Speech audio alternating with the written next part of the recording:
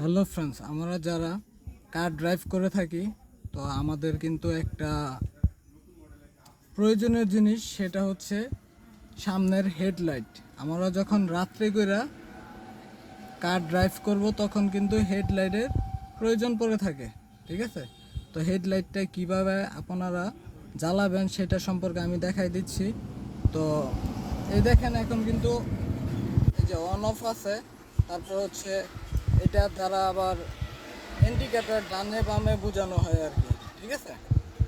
তো আমি আপনাদেরকে দেখানোর চেষ্টা করতেছি। এই আমি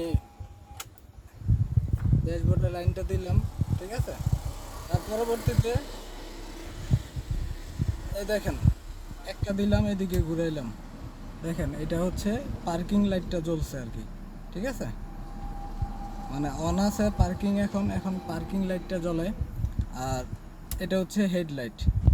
এই দেখেন সামনে হেডলাইট, এটা কিন্তু হেডলাইটটা অফ করলাম, অন করলাম, ঠিক আছে? তো এই জিনিসটা যারা নতুন, তো তাদের জন্য এই জিনিসটা খুবই হেল্পফুল হবে, ঠিক আছে? তো সকলকে অনেক ধন্যবাদ। যারা যারা আমার এই ভিডিওটা দেখতেছেন, প্লিজ সবাই আমার চ্যানেলটা সাবস্ক্রাইব করে রাখবেন।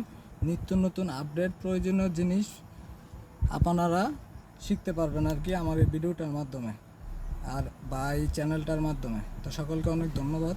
আসসালামু আলাইকুম।